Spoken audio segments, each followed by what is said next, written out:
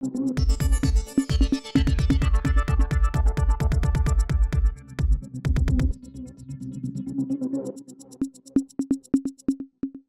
பலமுறை குறிப்பிட்டிருக்கிறேன். பிளாக்மெயில் அரசியல் தான் இந்த அரசாங்கத்தினுடைய ஸ்ட்ரென்த் என்று. அப்ப பாஜகவை பொறுத்தவரை தேர்தல் முடிந்த மாநிலங்களுக்கு நாம் ஒன்றும் பெருசா செய்ய வேண்டாம். ஆனா தேர்தலுக்கு போகின்ற மாநிலங்களுக்கு நம்ம பல விஷயங்கள் செய்ய வேண்டும் என்ற அந்த அடிப்படையில் தான். அப்போ மக்களுக்கான ஒரு அரசியலோ மக்களுக்கான வளர்ச்சி கிடையாது.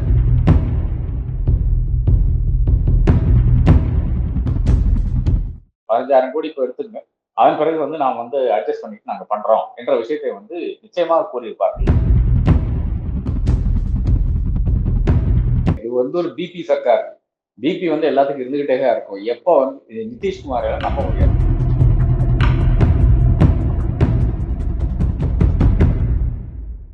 வணக்கம், இது நியூஸ் போக்கஸ் தமிழ். இன்றைக்கு நம்முடன் அரசியல் பேச இணைந்திருக்கிறார் ஃப்ரண்ட்லைன் பத்திரிகை இணை ஆசிரியர் டாக்டர் ஆர்.கே. ராதாகிருஷ்ணன் அவர்கள். சார் வணக்கம். சார், ரொம்ப பரபரப்புக்குள்ளான இந்த பட்ஜெட்டுக்கு பிறகு இந்திய அரசியல்ல இன்னும் நாடாளுமன்றத்தினுடைய அவைக்குள்ள ஒரு பரபரப்பு தொற்று இருக்கு அப்படின்னு தான் சொல்ல முடியும். இந்த பட்ஜெட்னால நிதிஷ் சமாதானம் ஆயிட்டாரா, நாயுடு சமாதானம் ஆயிட்டாரா அப்படிங்கிற ஒரு விஷயம் பேச வேண்டியதா இருக்கு. ஏற்கனவே மோடி பல்வேறு இஷ்யூஸ் எதிர்கொண்டுட்டு இருக்காரு.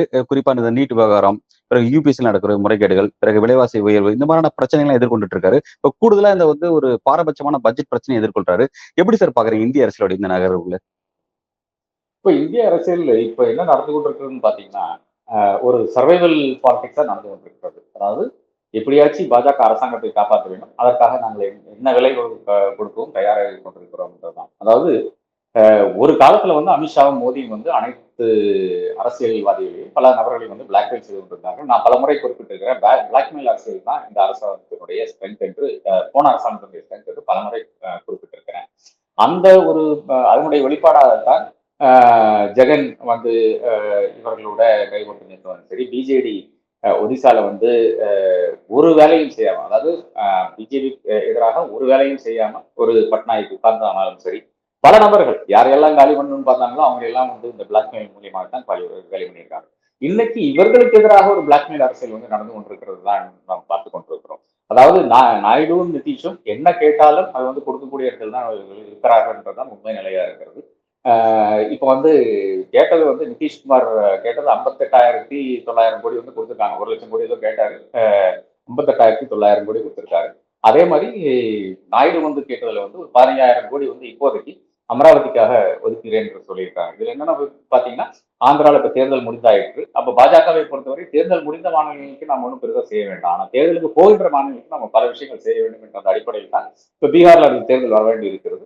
அதனால தான் இந்த அளவுக்கு அதிகமாக கொடுத்திருக்கிறாங்க. இது எவ்வளவுன்னு பாத்தீங்கன்னா, இப்ப 58,900 அதே மாதிரி 15,000 சேர்த்து பாத்தீங்கன்னா, இது ஏறத்தாழ இந்தியாவினுடைய இன்ஃப்ராஸ்ட்ரக்சர் பட்ஜெட் இருக்கு இல்லையா, அதாவது இந்தியாவுக்கு 30 மாநிலங்களும் கொடுக்கின்ற பட்ஜெட் எடுத்து பாத்தீங்கன்னா, அதனுடைய ஏறத்தாழ 10% இவங்களுக்கு 2 பேருக்கு மட்டும் கொடுத்திருக்காங்க மத்திய அரசினுடைய பணிகள் இருக்கு. இதை நாம் மறந்து விடக்கூடாது. அதாவது முக்கியமாக இருக்கின்ற அடுத்த ஒரு ப்ராஜெக்ட் பாத்தீங்கன்னா, குஜராத்துக்கும் மகாராஷ்டிராவுக்கும் இடையேயான புல்லட் ட்ரெயின், அதுக்கு 1 லட்சம் கோடி.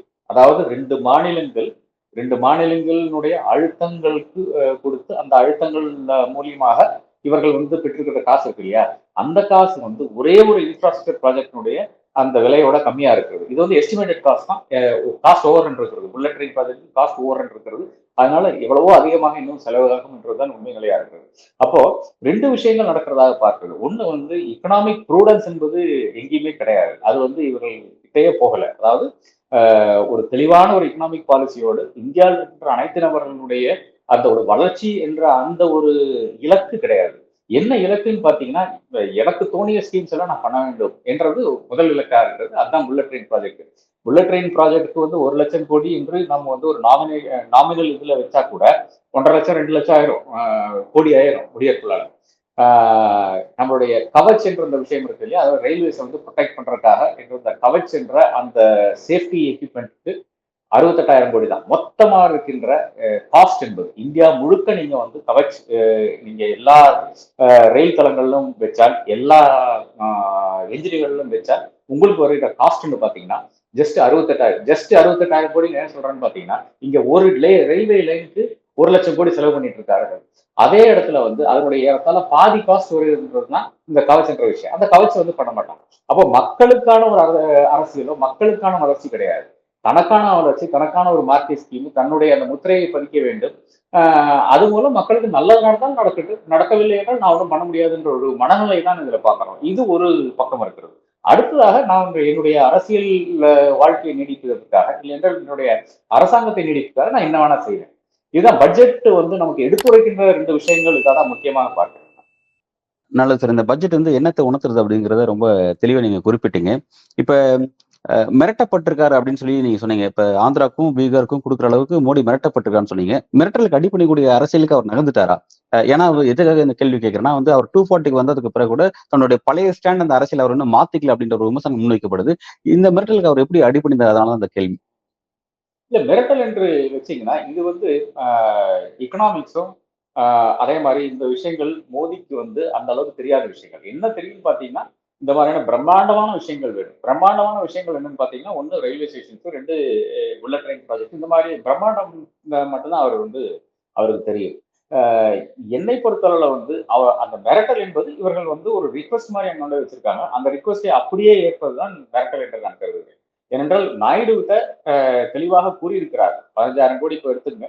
அதன் பிறகு வந்து நாம் வந்து அட்ஜஸ்ட் பண்ணிட்டு நாங்க பண்றோம் என்ற விஷயத்தை வந்து நிச்சயமாக கூறியிருப்பார்கள். இல்லைன்னா நாயுடு வந்து ஏதாச்சும் ஒரு ஸ்டேட்மெண்ட் வந்து எதிராக கொடுத்திருப்பார். அதாவது பீகாருக்கு நீங்க எவ்வளவு கொடுக்குறீங்க, எனக்கு இவ்வளவுதான் கொடுக்குறீங்கன்ற விஷயத்தை வந்து நிச்சயமாக குறிப்பிட்டிருக்கிறார். அது குறிப்பிடவில்லை. இன்னும் சொல்ல போனால் ஆந்திராவில் இன்னைக்கு வந்து பாஜகவினுடைய எம்பி ஜெயிக்கிறதுக்கு காரணமே நாயுடு தான். அந்த மாதிரி ஒரு காரணம் வந்து பீகார்ல கிடையாது. பீகார்ல வந்து பாஜக தனியாவே நின்று ஜெயிக்கும். அப்படி இருக்கின்ற ஒரு சூழ்நிலையில் நிச்சயமாக நாயுடு வந்து இன்னும் வேல்யூல இலையா தான் இருக்கிறார். நாயுடு இன்னும் கறக்க வேண்டியது இருக்கிறதுன்றதுதான் முக்கியமான கருத்து. அப்படி இருந்தும் கூட நாயுடு வந்து சரி கட்டுறதுக்காக இப்போ வந்து உங்களுக்கு என்ன ஃபர்ஸ்ட் ப்ராஜெக்ட், அதே இந்த விஷயம் அவருக்கு நல்லா புரியும். மார்க்கி ப்ராஜெக்ட் இல்லை என்றால் என்னுடைய பெயர் வந்து நீடிக்க வேண்டும் என்ற விஷயத்துக்கான ஒரு ப்ராஜெக்ட் வந்து அவருக்கு நன்றாக புரியும். அப்படித்தான் அமராவதி அவருக்கு புரியுது. அமராவதி என்பது நாளைக்கு வந்து டிடிபியினுடைய நாயுடுடைய கான்ட்ரிபியூஷனா இருக்கும். அது அவருக்கு மிக தெளிவாக புரியுது. அதுக்கு மட்டும் ஃபண்ட் ஒதுக்கிட்டாரு. அப்போ என்னை பொறுத்தவரையில இந்த பிளாக்மெயில் என்பது சார் அது இந்த ஃபண்ட் நேரடி ஒதுக்கி இருக்காரு. இல்ல ஒரு ஃபண்ட் நிமிஷம் ஒதுக்கி இருக்காரு. இல்ல ஒரு நிமிஷம் நான் முடிக்கிறேன். அதாவது இந்த பிளாக்மெயில் வந்து நேரா ஒரு கத்தியை வச்சு மிரட்டி காசு வாங்குறது கிடையாது. அது அமித்ஷா மோடியினுடைய ஒரு ஒரு ஸ்டைலா இருக்கும். ஆனா இவர்களுடைய ஸ்டைல் இன்னும் நாசுக்கான ஸ்டைலா இருக்கும். நிதிஷ்குமார் ஒண்ணும் தெரியாம வந்து இத்தனை முறை வந்து முதல்வராக தாவி தாவி தாவி தாவி முதல்வராக இருக்க முடியாது. அப்ப அந்த அளவுக்கு நாசுக்கான ஒரு அரசியலை வந்து கையாளுகிறார்கள். அதுல ஒரு மேஜர் காம்பனன்ட் பிளாக்மெயில் என்பதுதான் என்னுடைய வாதம். சாரி, சொல்லுங்க. ஆந்திராக்கு ஃபண்ட் ஒதுக்கி இருக்காருன்னு சொல்லி குறிப்பிடுறீங்க. பீகாருக்கு ஒதுக்குற மாதிரி ஃபண்ட் ஒதுக்கல. ஆந்திராக்கு நிறைய கடன் தான் கொடுத்துருக்காங்க. கடன் வாங்குறதுக்கான வாய்ப்புகளை தான் வழங்குறாங்களே தவிர பிறகு அது திரும்ப செலுத்த வேண்டிய ஒரு விஷயங்கள் தான் கொடுத்துருக்காங்க அப்படிங்கிற விஷயத்த சொல்றாங்களே சார். அது எப்படி பார்க்கலாம்? இல்ல இப்ப அரசாங்கங்கள் வந்து நிச்சயமாக செலவினங்கள் செய்ய வேண்டும். செலவு செஞ்சால் மட்டும்தான் அங்க வந்து எக்கனாமிக் ஆக்டிவிட்டி இருக்கு. இதுதான் ஃபர்ஸ்ட் விஷயம். அடுத்ததாக லோனா கிராண்டாங்கிறது தான். லோன் வாங்கினா என்ன, கிராண்ட் வாங்கினா அரசாங்கங்களுக்கு என்னங்க? அவங்களா கட்ட போறாங்க, மக்கள் தான் கட்ட போறாங்க. அவங்களுக்கு இதெல்லாம் பிரச்சனை கிடையாது. நீ கிராண்டா கொடுக்கணும்னா கொடு, லோனா கொடுக்கணும்னா கொடு. மக்கள் மேல வந்து சுமை போட போறாங்க. இப்போ வந்து ஒரு அங்க உதாரணத்துக்கு நான் சொல்றேன். அங்க வந்து ரோடு போட்டாங்கன்னு வச்சுக்கோங்க. ரோடு போட்டா இமீடியட்டா என்ன பண்றாங்க? இப்போ டோல் வச்சிடுறாங்க. அந்த டோல் வந்து அதிகரிச்சுட்டே போகும். இதுதான் மக்கள் மேல வருகின்ற வரி சுமை. அதாவது உங்களுக்கு நீங்க யூஸ் பண்ற காருக்கு வந்து எவ்வளவு அதிகம் வரி கட்டுறீங்கன்னு உங்களுக்கே தெரியும். காருக்கு ஒரு பெரிய வரி காம்பனன்ட். அதன் பிறகு கார்லயே ஒரு ரோட் டாக்ஸ்ன்ற ஒரு காம்பனன்ட் இருக்கு. அந்த காம்பனன்ட்டை தாண்டி, அதாவது அந்த ரோட் டாக்ஸ் அப்புறம் எதுக்கு வாங்குறாங்கன்னு புரிய மாட்டேங்குது. அதை தாண்டி நீங்க வந்து டோலும் கட்ட வேண்டியதா இருக்குது. அதாவது வண்டி வாங்கும்போது நீங்க வந்து வண்டி யூஸ் பண்றதுக்காக தான் இந்த டாக்ஸ் போடுறாங்க. அதாவது இப்போ ஒரு 10 லட்சம் இருந்ததுன்னா ஏறத்தாழ 3 லட்ச ரூபா டாக்ஸ், 2 லட்ச ரூபா டாக்ஸ் வருது. எனக்கு குறிப்பா தெரியாது. பட் ஒரு எக்ஸாம்பிளுக்காக சொல்றேன். அதே மாதிரி ரோட் டாக்ஸ்ன்றது பெரிய காம்பனண்டா இருக்கு. இந்த 2 காம்பனண்ட்டுக்கு பிறகும் நீங்க உங்க வந்து ரோட் டாக்ஸ் இது போட வைக்கிறாங்க, டோல் போட வைக்கிறாங்க இல்லையா? இதுதான் மக்களை வந்து நிச்சயமாக சுரண்டுவது என்பதற்கு ஒரு பிரைம் எக்ஸாம்பிளாக பார்க்க வேண்டியதா இருக்கு. அப்போ லோன் எடுத்தா என்ன, கிராண்ட் எடுத்தா என்ன, அது பிரச்சனை கிடையாது. நாளைக்கு நாங்க என்ன ஆட்சியில இருக்க போறோம் என்ற அந்த ஒரு மனப்பான்மையில வருகின்ற ஒரு விஷயமா தான் பார்க்கிறேன். நாயுடு இன்னைக்கு இருக்கின்ற நாயுடு வந்து 22 வயசு தான் ஆகுது. அவருக்கு என்ன, என்னுடைய பேர் சொல்றதுக்காக ஒரு ப்ராஜெக்ட் வேணும். அந்த ப்ராஜெக்ட் என்ன ப்ராஜெக்ட்னா அமராவதி ப்ராஜெக்ட். நீங்க கடன் கொடுங்க, நீங்க காசு கொடுங்க, கடைசியில காசு வேணும், காசை கொடுங்க, நாங்க பண்ணிட்டு போயிட்டே இருக்கிறோம். அதுதான் விஷயம். அதுல நாங்களும் நிறைய பண்ணுவோங்கிறது தான் அடுத்த விஷயம். Right sir. ஒரு தனக்கு சார்பான ஒரு பட்ஜெட்டை மோடி தயார் செஞ்சாரு. இப்ப இதன் காரணமா வந்து எதிர்க்கட்சிகள் இருந்து ரொம்ப நெருக்கடி அவர் எதிர்கொள்றாரு. பார்லிமெண்ட்லயும் எதிர்கொள்றாரு, பார்லிமெண்ட்டுக்கு வெளியும் எதிர்கொள்றாரு, நிதி ஆயோக் கூட்டத்திலும் எதிர்கொள்றாரு. கிட்டத்தட்ட இந்திய கூட்டணியிலிருந்து 7 மாநில முதல்வருக்கும் மேற்பட்ட முதல்வர்கள் படையெடுத்திருக்காங்க. மோடிக்கு எதிரான அந்த நிதி ஆயோக் புறக்கணிப்புன்ற ஒரு பெரிய போராட்டத்தை முன்னெடுக்கிறாங்க. இது மோடிக்கு என்ன விதமான நெருக்கடி சார் இது? இல்ல மோடியை பொறுத்தவரை நீங்க இது இது ஒரு நெருக்கடியான்னு கேட்டா நிச்சயமாக நெருக்கடி தான். எப்படி நெருக்கடின்னு பாத்தீங்கன்னா வேற ஒன்றும் கிடையாது. முன்னாடி இருக்கிற காலங்கள்ல வந்து ஒரு ஃபர்ஸ்ட் மீட்டிங் இல்லைன்றால் செகண்ட் மீட்டிங் எல்லாம் அதாவது முதல் ஆண்டு மீட்டிங் இல்லைன்னா 2வது ஆண்டு மீட்டிங் வந்து நிச்சயமாக எதிர்கட்சிகள் வந்தது உண்டு. நான் பார்த்திருக்கோம். முதல்வரும் சென்றிருக்கிறார்கள். ஒரு படம்லாம் வரும் அது கடைசியில வந்து. இந்த முறை என்ன ஆகுதுன்னு பாத்தீங்கன்னா ஃபர்ஸ்ட் மீட்டிங்கே வந்து போகாத ஒரு நிலை வந்து நான் பார்த்து கொண்டிருக்கிறோம். அது ஏன்னு பாத்தீங்கன்னா வேற ஒன்றும் கிடையாது. இந்த பட்ஜெட்டுக்கு காரணமாகத்தான் அப்படி ஒரு நிலை வருகிறது. அது அனைவருக்கும் தெரிஞ்ச விஷயம். இப்ப என்னை பொறுத்தளவு நான் நினைக்கிறது என்னன்னா, மு.க. ஸ்டாலின் வந்து டெல்லி போகணும்னு ஒரு இது இன்டென்ஷன் இருந்தாலும் கூட தெரியல. பிளான் போட்டாங்க. பட் இன்டென்ஷன் இருந்தாலும் கூட தெரியல. அப்கோர்ஸ் இன்னைக்கு காலையில வந்து அங்க ஒரு தமிழ்நாடு ஹவுஸினுடைய விரிவாக்கம் வந்து இப்ப புது ரீஃபர்பிஷ் தமிழ்நாடு ஹவுஸ் வந்து இன்னைக்கு வந்து ஓபன் பண்றாங்க. அது அவர் அதற்காக அவர் சென்றிருக்கக்கூடிய வாய்ப்பு இருக்கிறது. ஆனால் இந்த பிளானிங் கமிஷனுடைய மீட்டிங்க்கு எதற்காக இந்த ஃபர்ஸ்ட் மீட்டிங்கே வந்து எதற்காக வந்து புறக்கணிக்கிறாங்கன்னு பாத்தீங்கன்னா வேற ஒன்றும் கிடையாது. மிக தெளிவாக வந்து வேற ஒரு மாநிலத்துக்கு ஒண்ணும் கொடுக்க மாட்டேன்னு சொன்னா அது வந்து சரியா. என்னை பொறுத்தவரை இவ்வளவுதாங்க. 68,000 கோடி வந்து நம்முடைய மெட்ரோ ரயிலுக்கு ஒதுக்க வேண்டியிருக்கார். சென்னை மெட்ரோ ரயிலுக்கு ஒதுக்க வேண்டியிருக்கார். அதற்கு ஒரு 1000 கோடி ஒதுக்கியிருந்தா கூட பிரச்சனை இல்லைங்கிறார். இவன் நம்முடைய பாஜக நண்பர்கள் வந்து தமிழகத்துக்கு வந்து 1,00,000 கோடி 1,50,000 கோடி 2,00,000 கோடி எல்லாம் போட்டு நம்பர்ஸ் போட்டுட்டு இருக்காங்க. இது இது நம்பர் மட்டும்தான். எங்க பார்த்தோம்னு கேளுங்க. Where have you seen this development? இன்ஃப்ராஸ்ட்ரக்சரை பொறுத்தவரை சோசியல் செக்டர் விடுங்க. இன்ஃப்ராஸ்ட்ரக்சரை பொறுத்தவரை எங்க அந்த காசு தெளிவாக தெரிஞ்சுன்னு பாருங்களேன். எங்கேயுமே கிடையாது. இதுதான் ஃபர்ஸ்ட் முதல்ல தலையாய பிரச்சனை. 2வதாக இன்னொரு கேள்வி வந்து மு.க. ஸ்டாலின் கேட்கிறாரு. நீங்க சரி பிரைம் மினிஸ்டர் ஆவாஸ் யோஜனா வீடு கட்டுறதுக்கு ஒரு ஸ்கீம் இருக்கு இல்லையா? ஆவாஸ் யோஜனான்னு நினைக்கிறேன். அது நரேந்திர மோடி பிரதான் மந்திரி வீடு கட்டும் திட்டம். அதான் அந்த திட்டத்துல வந்து நீங்க வந்து பணம் ஒதுக்குறீங்க. 72,000மோ 75,000மோ ஏதோ ஒரு நம்பர் தான் அவங்க ஒதுக்குற காசு. இன்னைக்கு தூத்துக்குடியில கட்டி கொண்டிருக்கிற வீட்டுக்கு வந்து 4,50,000 லட்சம் ரூபாய் 3 லட்சம் 4,00,000 லட்சம் தான் நினைக்கிறேன். 4,00,000 ரூபாயில வந்து இப்போ வந்து அதான் வெள்ளத்துல பாதிக்கப்பட்டவங்களுக்கு வந்து வீடு கட்டி கொண்டிருக்கிறார். இதுலயும் 72,000 ரூபாய் தான் மத்திய அரசுடைய கான்ட்ரிபியூஷன்.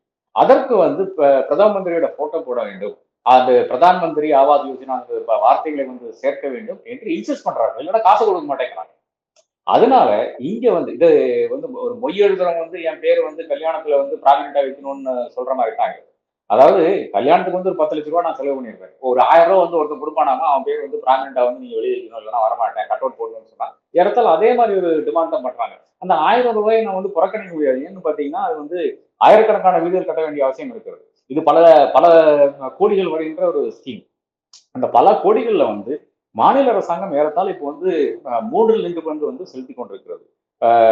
இதுவரை இருக்கின்ற ஸ்கீம்ஸ் பாத்தீங்கன்னா இந்த 72,000 இல்லைன்னா 75,000 கொடுக்கறதுல வந்து மாநில அரசாங்கம் மறுபடியும் ஒரு 75,000 கொடுத்து தான் ஒரு வீடை வந்து கட்ட முடியும். 75,000 வீடு கட்ட முடியும் ஃபர்ஸ்ட். அப்ப இதற்கான அந்த ஸ்கீம்ஸ் கூட அவர்கள் வந்து விரிவாக்கம் செய்யவில்லை என்றதுதான் உண்மை நிலையா இருக்கு. அதாவது மன்ரேகா இந்த 2, 3 விஷயங்களை வந்து அவர்கள் வந்து ஹேண்டில் பண்ணியிருந்தாங்கன்னா நிச்சயமாக எதிர்கட்சி மாநிலங்களுக்கு முதலமைச்சர்களுக்கு பெரிய ஒரு இக்கட்டான சூழ்நிலை வந்திருக்கு. அவர்கள் செல்ல வேண்டிய ஒரு கட்டாயம் வந்திருக்கு. மன்ரேகாவுக்கு வந்து போன முறை இருக்கின்ற அந்த அலோகேஷன் வரை குறைச்சிருக்கிறாங்க. 2வது இந்த வீடு கட்டும் திட்டத்துக்கும் குறைச்சிருக்கிறாங்க. குறைக்கவில்லை. ஆனால் இவ்வளவுதான் கொடுக்குறாங்க. அதாவது எவ்வளவோ காலப்போக்குல எவ்வளவோ அதிகரித்திருக்கு. கட்டுமான செலவுகள் வந்து எவ்வளவோ அதிகரிக்குது. அது ஒண்ணுமே கணக்குல வைக்காம மாநில அரசாங்கம் தலையில வந்து கம்ப்ளீட்டா கட்டிட்டு நீங்க வந்து என்ன வேணா பண்ணிக்கலாம். அதே மாதிரி 3வது வந்து மாநிலத்தினுடைய திட்டங்களுக்கு அட்லீஸ்ட் ஒரு டோக்கன் அமௌண்ட் கூட ஒதுக்காமல் அவர்கள் வந்து கம்ப்ளீட்டாக புறக்கணிக்கும் போதுதான் நிச்சயமாக இந்த மாதிரியான ஒரு எதிர்வினை வந்து மாநிலங்கள் ஆற்ற வேண்டிய ஒரு கட்டாயத்தில் தள்ளப்படுகிறார். Right sir. இப்ப மோடியோட 3.0 அப்படிங்கிறது வந்து நிதிஷ் மற்றும் நாயுடோட தயவுல அவர் அந்த ஆட்சி அமைச்சிருக்காரு. அப்படின்றதுனால அந்த 2 ஸ்டேட்ஸுக்கும் செய்ய வேண்டிய ஒரு நெருக்கடி அவருக்கு இருக்கு. இந்த பேட்டர்ன் வந்து என்டையர் 5 வருஷம் இப்படிதானே பயணிக்க போகுது. இப்ப இப்படியே போகும்போது ஒவ்வொரு மாநிலம் புறக்கணிக்கப்பட போற அந்த அரசியல் நடக்க போகுது. அப்ப எதிர்க்கட்சிகள் என்னதான் வாய்ப்பு இருக்கு? ஸ்டேட்டுக்கு வேணுங்கிற அந்த விஷயங்களை கேட்டு பெறது அதுக்கான என்ன வாய்ப்புகள் உங்களுக்கு இருக்கு? இப்படியே 5 வருஷத்தால மோடியால ரன் பண்ணிட முடியும்? இல்ல இப்ப இன்னைக்கு நேற்றைய தினம் ஒரு தீர்ப்பு வந்தது. இன்னைக்கு நேற்றைய தினம் தான் பார்லிமெண்ட் வந்து மாநிலங்கள் வந்து மைன்ஸ் மேல எவ்வளவு டாக்ஸ் விதிக்கலாம் என்ற அந்த இதை வந்து நீங்க தடுக்க முடியாது, நீங்க வந்து அதை வந்து லிமிட் போட முடியாதுன்னு சுப்ரீம் கோர்ட் வந்து மிக தெளிவாக சொல்லியிருக்கிறது. அப்ப மாநிலங்கள் தான் புது டாக்ஸேஷன் மெத்தட்ஸ் வந்து யோசிக்க வேண்டும். எங்கெல்லாம் அவர்களால் டாக்ஸ் போட முடியுமோ, எங்கெல்லாம் ரிசோர்ஸ் ரேஸ் பண்ண முடியுமோ, டாக்ஸ் போடணும்னு சொன்னா ஒரு கெட்ட வார்த்தையா போயிருது. எங்கெல்லாம் அவர்களால் ரிசோர்ஸ் ரேஸ் பண்ண முடியுமோ அங்கெல்லாம் ரிசோர்ஸ் ரேஸ் பண்ண வேண்டிய ஒரு கட்டாயத்துக்கு வந்து மாநிலங்கள் இன்னைக்கு வந்து தள்ளப்பட்டிருக்கிறார்கள். அந்த அமௌண்ட் இருந்தா நீங்க வந்து உங்க டெவலப்மெண்ட் செய்ய முடியும் என்றுதான் உண்மை நிலையா இருக்கிறது. அடுத்ததாக 2 விஷயங்கள் செய்கிறாங்க. இது வந்து மாநிலங்களுக்கு ஒதுக்கின்ற அந்த அமௌண்ட் வந்து கம்மி பண்றாங்க. 2வதாக ஆர்பிஐ என்ன பண்ணுதுன்னு பாத்தீங்கன்னா, மாநிலங்களுடைய பாரோயிங் கெப்பாசிட்டியும் வந்து கம்மி பண்ணுது. பல மாநிலங்கள் வந்து இப்ப பல மாநிலங்கள்ல தான் ஓடிட்டு இருக்கு. பவர் டிராக்டர் தான் ஓடிட்டு இருக்கு. வீடுகளை பறிச்சா பல மாநிலங்களும் இருக்கிறது. ஏனென்றால் மத்தியில் இருந்து வருகின்ற காசு வரமாட்டேங்குது. எல்லாமே செஸ்ஸா போயிருது. அதாவது ஒரு மோடி அரசாங்கம் வந்த உடனே செய்த ஒரு விஷயம் என்னன்னு பாத்தீங்கன்னா, இது ஃபைனான்ஸ் கமிஷனுடைய பரிந்துரைகள் பேர்ல வந்து மாநிலங்களுக்கு இருக்கின்ற ஒதுக்கீடு வந்து டப்புன்னு அதிகரித்தாங்க. ஐ திங்க் 42% பண்ணாங்கன்னு நினைக்கிறேன். ஆனால் அடுத்ததாக பண்ணது ஒரு வருஷம் அப்படி ஓடிச்சு, வண்டி அப்படி ஓடிச்சு. வண்டி அப்படி ஓடனோடனே உங்களுக்கு தெரிஞ்சிச்சு மாநிலங்களுக்கு அதிகமா காசு போகுது, நம்மளுக்கு வந்து கம்மியா காசு வருதுன்னு சொல்லிட்டு எல்லாமே செஸ்ஸா மாத்துறாங்க. இப்ப பெட்ரோல் இருக்கிறது எல்லாமே செஸ் தானே. செஸ் என்பது நீங்க ஒரு ரெகுலர் டாக்ஸேஷனா மாற்றிவிட்டால் அது மாநிலங்களுக்கு கொடுக்க வேண்டிய கட்டாயம் இருக்கிறது. அப்ப அதனால வந்து தான் செஸ் போடுறாங்க. அப்புறம் எஜுகேஷன் செஸ் ஆனாலும் சரி, அப்புறம் என்னது ஃபார்மர் செஸ் ஆனாலும் இது வந்து மாதிரி 3-4 செஸ் வந்து விதிக்கிறாங்க. இந்த செஸ் எல்லாம் கம்ப்ளீட்டாக மாநில அரசாங்கம் வந்து எடுத்துக்கொண்டு அவர்கள் வந்து மத்தியில் கொண்டு வராங்க. இது நான் பலமுறை குறிப்பிட்ட ஒரு விஷயம் இருக்கிறது. மத்திய அரசாங்கத்துக்கு ஆண்டவனாக பார்த்து ஒரு அமௌண்ட் வந்து பிக்ஸ் பண்ணவில்லை. ஆண்டவனா கொடுக்கல. அது ஆகாயத்திலிருந்து வரல. இல்லை என்றால் அது வந்து பாதாளத்திலிருந்து வரல. அது எங்கிருந்து வருது? நம்மளை போட்டிருந்த மக்கள் தான் வருது. இந்த மக்கள் எங்க இருக்கிறார்கள்? மாநிலங்கள் தான் இருக்கிறாங்க. அப்ப மாநிலங்கள்ல இருந்து காசை சுரண்டி போட்டு நாங்க வந்து ஏதோ பெரிய ஒரு உங்களுக்கு ஒரு பெரிய இது செய்யறோம்னு சொல்லிட்டு மாநிலங்கள் நான் அவ்வளவு செஞ்சோம், மோடி கொடுத்தாரு மோடி கொடுத்தாருன்னு சொல்றது, மோடி என்ன வீட்டுல இருந்து எடுத்துக்கொண்டு கொடுக்குறாரு கிடையாது. நம்மளுடைய பணத்தை வந்து நம்மளுக்கு மறுபடியும் திருப்பி கொடுக்கறது அவர் என்ன சொல்றாருன்னு பாத்தீங்கன்னா, மோடி பாஜக கட்சியே சொல்றது வந்து மோடி கொடுக்குறாரு மோடி கொடுக்குறாரு சொல்றது வந்து இதை விட பெரிய ஒரு கொச்சையான ஒரு விஷயம் கிடையாது. அப்ப என்னை பொறுத்தவரை 2-3 விஷயங்கள் வந்து மாநிலங்கள் செய்ய வேண்டும். ஒண்ணு வந்து நியூ டாக்ஸ் ரெவன்யூஸ் வந்து எங்கெல்லாம் வந்து ரைஸ் பண்ண முடியுமோ நிச்சயமாக ரைஸ் பண்ண வேண்டும். நிச்சயமாக இந்த அழுத்தத்தை வைத்துக் கொண்டே இருக்க வேண்டும். மத்திய அரசாங்கத்தில இருந்த அழுத்தத்தை வந்து நிச்சயமாக வைத்துக் கொண்டே இருக்க வேண்டும் என்று நான் கருதுகிறேன். 3வதாக ஒரு பெரிய அவேர்னஸ் வந்து நிச்சயமாக மாநில அரசாங்கங்கள், எதிர்கட்சிகள் எடுத்து செல்ல வேண்டும். அதாவது மோடி கொடுக்குறாருன்னு சொன்னா மோடி கொடுக்கலப்பா, இது எங்க பணத்துல வந்து நீ வந்து அந்த பணத்தை எடுத்துக்கொண்டு திரும்ப எங்களுக்கு செலுத்துற இன்கம் டாக்ஸ் என்பது 15 லட்சத்துக்கு மேல இருந்தா இன்னைக்கு வந்து 30 இல்ல எஃபெக்டிவா 42% வருது. அதன் பிறகு வந்து ஜிஎஸ்டில கொடுக்கறது 18% எல்லா விஷயத்தையும் கொடுத்து கொண்டிருக்கிறீங்க. ஏறத்தாழ 60% வந்து டாக்ஸ்லயே போயிருது. அப்படி இருக்கின்ற ஒரு சூழ்நிலையில் தான் மோடியினால் வந்து இந்த அளவுக்கு நமக்கு தருகிறார் விஷயம் இருக்கு. அது மோடி தரவில்லை. அது நம்மளுடைய டாக்ஸ் டாலர்ஸ் இல்லைன்னா டாக்ஸ் ருபீஸ் வந்து நமக்கே ஒர்க் பண்றதுன்றதால் உண்மை நிலையா இருக்கிறது. 4வதாக இந்த அழுத்தங்களை வந்து இந்த விஷயங்களை வந்து மிக மிக தெளிவாக மக்களுக்கு எடுத்து ஆற்ற வேண்டிய உரையாற்ற வேண்டிய அந்த விஷயம் வந்து நிச்சயமாக அனைவருக்கும் இருக்கிறது. அது கிராமப்புறங்களிலிருந்து ஆரம்பிக்க வேண்டும், அது கிராம பஞ்சாயத்துகள் இருந்து ஆரம்பிக்க வேண்டும் என்றுதான் முக்கியமான நிலை. நம்மளுடைய டாக்ஸ் கிராமத்தில் இருக்கின்ற ஒருத்தவங்களுடைய டாக்ஸ் எடுத்துன்னு போயிட்டு மோடி திருப்ப கொடுக்குறாருன்னா உங்களுக்கு வந்து தண்ணிக்கு ஒரு ப்ராஜெக்ட் வருது, இல்லை என்றால் எலக்ட்ரிசிட்டிக்கு ஒரு ப்ராஜெக்ட் வருது, மத்தியினுடைய திட்டம் வருதுன்னு பாத்தீங்கன்னா மோடி கொடுத்ததா கிடையாது, மோடியுடைய கேரண்டி கிடையாது. அது வந்து மத்திய அரசாங்கத்தினுடைய கேரண்டி. என்னுடைய வரிப்படத்தில் நடக்கின்ற விஷயமா இது மக்களுக்கு எடுத்துரைக்க வேண்டிய அந்த கட்டாயம் வந்து இன்னைக்கு மாநில அரசாங்கத்துக்கும் எதிர்கட்சிகளுக்கும் இருக்கிறது. அதை ஏனோ செய்ய மாட்டேங்கிறார்கள், தவறி விடுகிறார்கள் என்பதுதான் உண்மை. நான் இந்த கேள்வி தான் கேட்கணும்னு நினைச்சேன் சார். அதாவது மோடி அரசு கொடுக்கக்கூடிய அழுத்தங்கள், மாநிலங்களுக்கு கொடுக்கக்கூடிய அழுத்தங்களை இங்களுடைய மாநில கட்சிகள் மக்களுக்கு சரியா கன்வே பண்றாங்களா அப்படின்ற ஒரு கேள்வி ஒண்ணு இருக்கு. அதை பற்றி நீங்க தெளிவாக கருத்து சொல்லிட்டீங்க. இப்ப இறுதியா என்னோட விஷயத்துல நான் ஃபைனல் கொஸ்டின் என்ன அப்படின்னு கேட்கறேன்னா, இப்ப இந்த விஷயம் வந்து மோடியோட நாற்காலியை காப்பாற்றிக் கொள்வதற்காக தான் அவர் இப்படி ஒரு பட்ஜெட்டை தயார் செஞ்சாருன்னு சொல்லிட்டு எதிர்கட்சியில் வைக்கக்கூடிய குற்றச்சாட்டா இருக்கு. இப்ப இப்படி ஒரு பட்ஜெட் தயார் செஞ்சது மூலமா அவருடைய நாற்காலி சேஃப் ஆயிடுச்சா?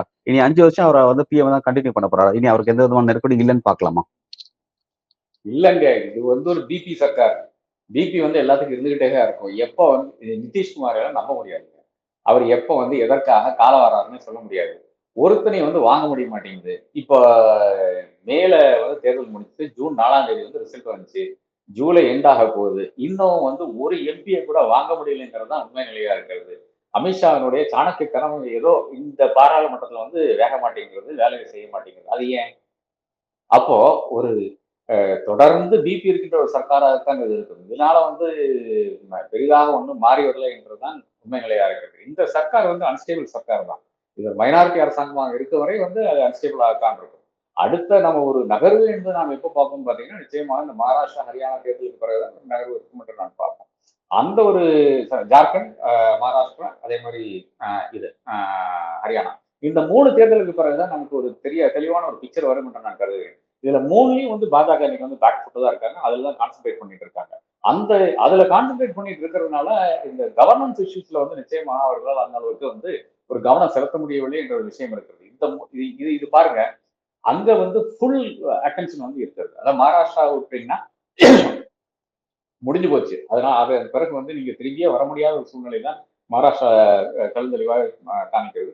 ஜார்க்கண்ட் வந்து ஏறத்தாழ ஒரு முடிந்து விட்ட விஷயம் மாதிரி தான் பார்க்கிறேன். அந்த இவரை சிபு சோரனை, ஹேமந்த் சோரனை அரெஸ்ட் பண்ணதுக்கு பிறகு வந்து ஏறத்தாழ ஒரு பெரிய ஒரு நெகட்டிவ் இது வந்து இருக்கிறது அந்த ஊர்ல இருக்கிறது. அது எம்பி தேர்தலில் ரிஃப்ளெக்ட் ஆகும், எம்எல்ஏ தேர்தலில் நிச்சயமா ரிஃப்ளெக்ட் ஆகும்.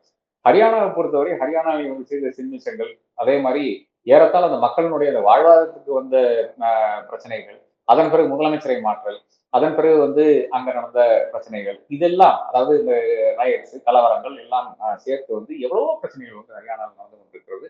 அங்கதான் காங்கிரஸ் ஒரு பெரிய இன்ரோட்ஸ் வந்து வந்திருக்குது. எம்பி தேர்தலில் நல்ல ஒரு இது அவர் ரிசல்ட் வந்து காங்கிரஸ்க்கு வந்திருக்குது. அப்ப நிச்சயமாக அங்கேயும் ஒரு பெரிய பிரச்சனையை நான் பாஜக சந்திக்க போகுது. அப்ப இதுல கம்ப்ளீட் கான்சன்ட்ரேஷன் இங்கதான் இருக்கு.